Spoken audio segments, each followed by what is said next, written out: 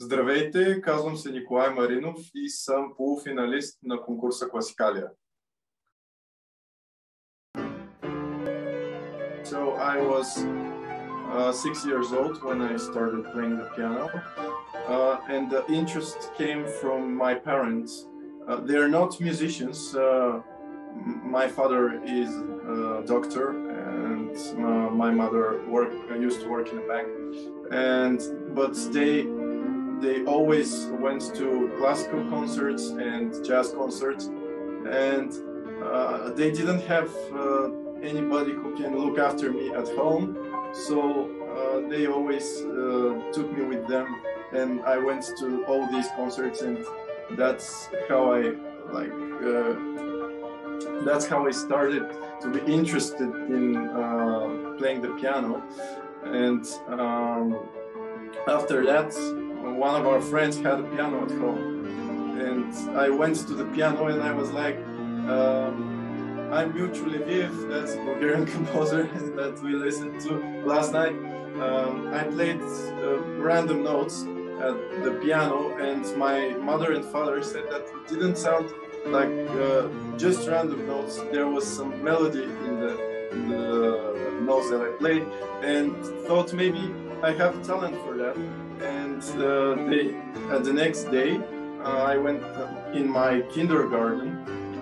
There used to be a woman that came and teach piano for the children, and they signed me up for learning piano, and that's how I started. And from first grade in school, I started studying at the music school in Plovdiv with Svetlana Kosova. She was my first piano teacher all the way until I graduated from this school, 12th grade. And after that, now I study with Professor Borislava Taneva at the National Music Academy in Sofia.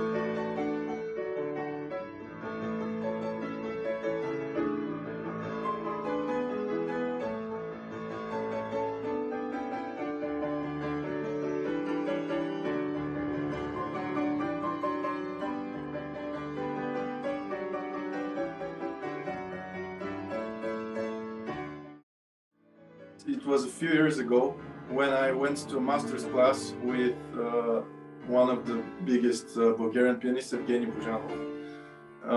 And something that he told me, he always carries his own chair at performances because his chair is very low to the ground. And he says that it makes a lot of difference in the sound and the music that he's playing when he sits low. He thinks that the weight of the hand like is better distributed through the keys to the strings when you sit lower. And I was playing to him Scarlatti, and he said, try my chair and sit lower. And you see that it makes a lot of difference to the sound and to the notes that you play. And I was like, okay, I will try it. And after that, I felt such a difference in my music and the sound that is coming out of the piano that ever since then, I always sit very low. So that's a very interesting thing. There are a lot of other things, but that's what came to my mind first. He always, Evgeny Buzhanov is that kind of pianist who is always researching new ways of playing the piano.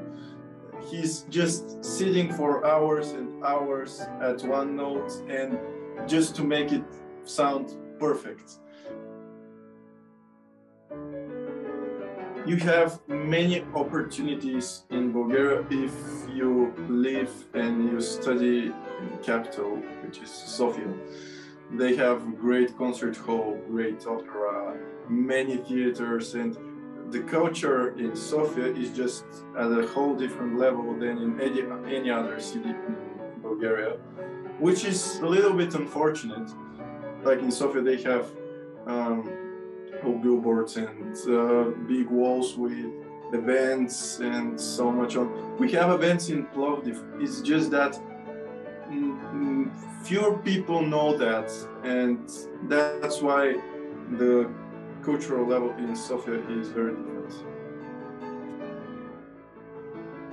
My biggest musical influencers, I will say, because I cannot say only one, but there are like great pianists like Nikolay Daniel Trifonov, like George Lee, Daniel Barenboim, and so much on. I always spend my time just listening to their performances and wishing that one day I will be at their level, and yeah. So this is my main piano that I spent most of my time just working on things, working on new things, start learning things and pieces. I do that on this piano. This is a Steinway piano. The grand piano that I do my recordings for Classicalia is in my village, where I have my, as I like to call it, studio. And there I have a Steinway Model D, which is the biggest grand piano that Steinway makes. And it is, as I know, the only private Steinway Model D in Bulgaria, which is a very interesting fact. And I do all my recordings there. I do very detailed, I work on very detailed things like the sound, the music when I get there. And the third piano that I have is also grand piano. It's here in Plovdiv in my apartment as well. It's a Kawai grand piano, which I should probably play more on, but since I have the Steinways and I really like the sound of the Steinway and everything about it, so I mostly play on these two pianos. I used to do horse riding in my free time, and I did show jumping, and I did competitions in show jumping. I won several gold medals and many silver and bronze medals as well. So I did it, I didn't think about it as just only a hobby. Like, if I do something for myself, I always try to do it at the highest possible level. So I give everything from me in the something that I do.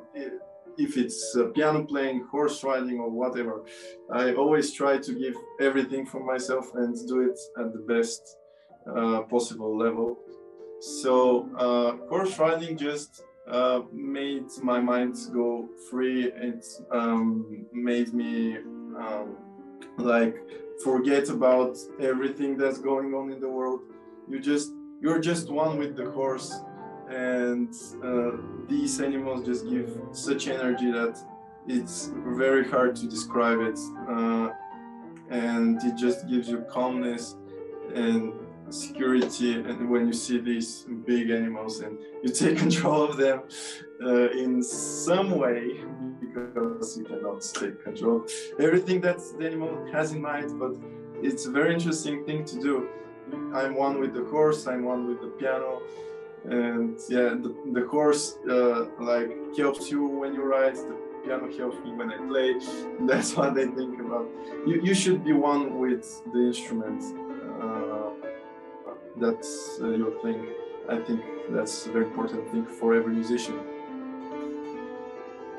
For my round 2 audition, I played Liszt Transcendental Etude number 10. And one of the most difficult things about playing this etude is that, first of all, it's very technical, and you demand on the technique, and it's very difficult to learn in the first place. But you should never, when playing such etudes, you should never end with just the technical part of the etude. You should tell a story with the etude, and the story that I told when playing that etude, I think, made me very proud of my round 2 audition. Something that I'm very proud of about my performance was the ending of the etude, where after these chords you just start really quietly and slowly, and you pick the pace and make the tension, and just wait until the final chords where everything explodes, and it just always gives the listeners and the audience that kind of emotion and thrills that no other that I don't think any other composition that I played can do.